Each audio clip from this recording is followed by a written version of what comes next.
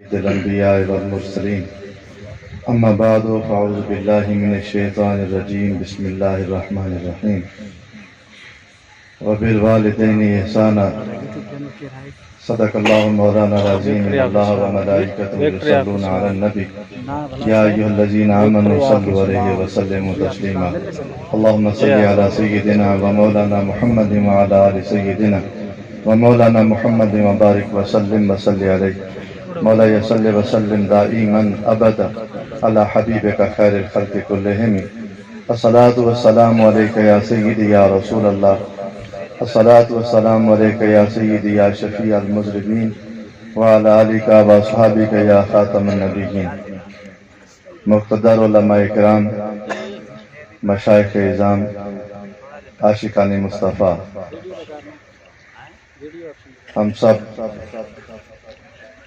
عالم اسلام کے عظیم مجاہد غیرت و حمیت کا پیکر ہر نازک موقع پر اہل سنت کی ترجمانی کرنے والے میرے برادر مکرم خطیب الاسلام خورشید ملت قبلہ بھائی ڈاکٹر خادم حسین خورشید صاحب کے ساتھ اظہار تعزیت اور غم کی گھڑی میں شریک ہیں۔ یہ موقع خطاب کا نہیں، اپنے بھائی کے ساتھ اس غم میں کھڑے ہونے کے لیے ہے۔ کچھ غم ایسے ہوتے ہیں اور کچھ قدرت کی طرف سے آزمائشیں ایسی آتی ہیں کہ انسان اپنے بھائیوں کے ساتھ، دوستوں کے ساتھ، رشتہ داروں کے ساتھ کھڑا ہو سکتا ہے، لیکن اس کا نعمت بدل کوئی نہیں ہوتا۔ اس کائنات میں اللہ نے ہر چیز کا نعمت بدل رکھا ہے، متبادل رکھا ہے۔ اگر نہیں ہے تو ماں باپ دوسرے نہیں ہیں، ماں باپ کا بدل کوئی نہیں۔ یقیناً ہمارے بھائی جان کے لیے بہت بڑا سانحہ ہے، لیکن یہ امر ربی ہے۔ لیکن اس پرفتن دور میں جہاں بہت سارے فتنے ہیں، ان میں سب سے بڑی اس وقت اس امت کو تربیت کی ضرورت یہ ہے کہ ہمیں اپنے ماں باپ کے مقام کا پتہ کوئی نہیں۔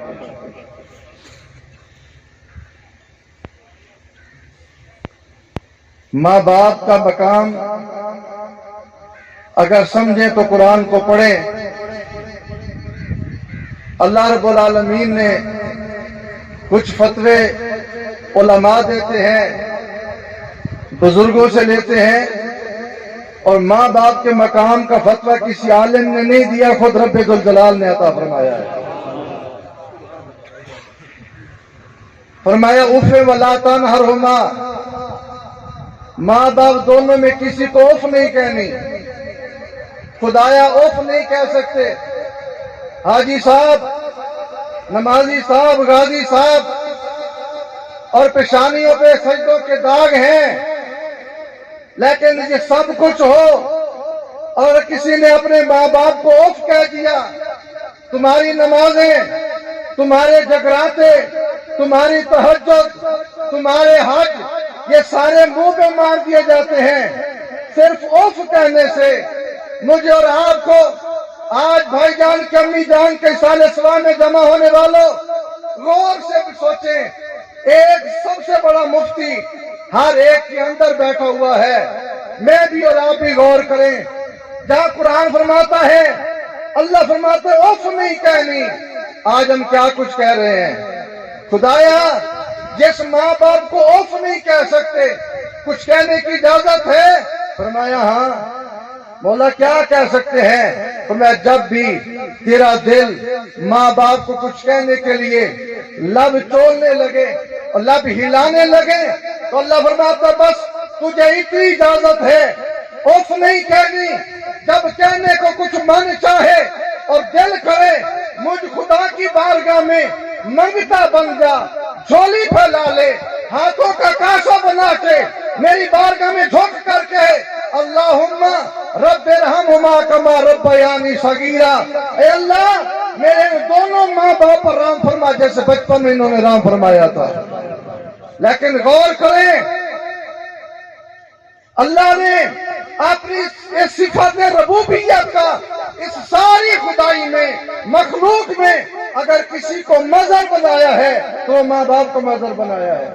اور میں بے ساری کائنات کا پالنے والا میں ہوں، رب میں ہوں، الحمدللہ رب العالمین. میں ساری خدائی کو پالنے والا ہوں، لیکن لوگوں سنو، اس اپنی ساری خدائی میں نے کسی کو اپنی صفت ربوبیت کا مظہر بنایا ہے تو تیرے ماں باپ کو بنایا ہے. رب رحمہما، میرے ان دونوں ربوں پر رحم فرما. لہذا اپنے ماں باپ کی قدر کریں. زندہ ہیں، خدا کے لیے ہاتھ جوڑ کے کہتا ہوں، ان کی عزت کرو، ان کا ادب کرو. میرے استاد گرامی، آقا نعمت، شیخ القرآن، مربی محسن حضور قبلہ مفتی محمد ہدایت اللہ پسروی رحمت اللہ علیہ ہم کو فرماتے تھے. ایک واقعہ، سیال پیر لاجپال کے نعرے لگتے تھے، خواجہ قمر الدین سیالوی رحمت اللہ علیہ. آپ نے ہم کو بتایا کہ خواجہ صاحب جیسے گھر سے باہر قدم رکھتے مخلوق ٹوٹ پڑتی، لوگ ہاتھ چومتے، پاؤں چومتے. ایک دن کسی نے پوچھا، سائیں کون سا وظیفہ کرتے ہو، کون سا عمل کرتے ہو، گھر کی دہلیز سے باہر قدم رکھتے ہو، مخلوق ٹوٹ پڑتی ہے، ہاتھ چومتے ہیں، پاؤں چومتے ہیں. خواجہ صاحب کیا وظیفہ کرتے ہو؟ فرمایا خواجہ صاحب نے، لوگوں کوئی وظیفہ نہیں، کوئی عمل نہیں، پھر یہ خدائی کیوں گرتی ہے اور چومتی ہے؟ خواجہ صاحب نے فرمایا بس اور کچھ نہیں، میرے گھر میں ایک میری بوڑھی ماں بیٹھی ہے. قمر الدین جب بھی گھر میں داخل ہوتا ہے سب سے پہلے ماں کے پاؤں چومتا ہے، اور جب گھر سے باہر قدم رکھتا ہے اس وقت تک قدم باہر نہیں رکھتا جب تک ماں کے قدم نہیں چوم لیتا ہے. گھر میں 100 مرتبہ جانا آنا پڑے، قمر الدین ماں کے جا کر بھی قدم چومتا ہے، نکلتے ہوئے بھی قدم چومتا ہے. حضرات گرامی، یہ ماں باپ کی دعائیں ہیں. میں اپنی گفتگو کو ختم کرتا ہوں. اتنے جلیل القدر علماء تشریف فرما ہے. وہ بزرگ فرماتے تھے کہ دل اگر نکال کے دکھانے کا ہوتا تو بلا مبالغہ میں اپنے بھائی کو بتاتا کہ ہم آپ کے جو بھائی ہیں، ہمارے دل میں اس ٹائم آپ کے ساتھ غم کے ساتھ ہمارے دل جیسے دھڑک رہے ہیں. ہم سمجھتے ہیں کہ صرف آپ نہیں یتیم ہوئے، ہم بھی آپ کے ساتھ بھائی ہونے کے ناطے وہ ہماری بھی ماں تھی. اللہ ان کے درجات کو بلند فرمائے. میں گفتگو کو ایک بار سرکار دو عالم سے ماں باپ کو سمجھے، عزت کریں، خدمت کریں. کریم آقا کے دربار میں ایک شخص آیا، کہنے کہ یا رسول اللہ میں نے ایک منت مانی تھی کہ میرے یہاں فلاں کام ہو گیا تو میں جنت کے دروازے کی اوپر والی چوکھٹ اور نیچے والی چوکھٹ کا بوسہ لوں گا. حضور میرا کام ہو گیا، اب سوچتا ہوں جنت کہاں، میں کہاں، کیسے منت ادا کروں؟ کملی والے آقا صلی اللہ علیہ وسلم نے فرمایا تیرے ماں باپ زندہ ہیں؟ عرض کیا آسا زندہ ہے. فرمایا پھر کیوں پریشان ہوتا ہے؟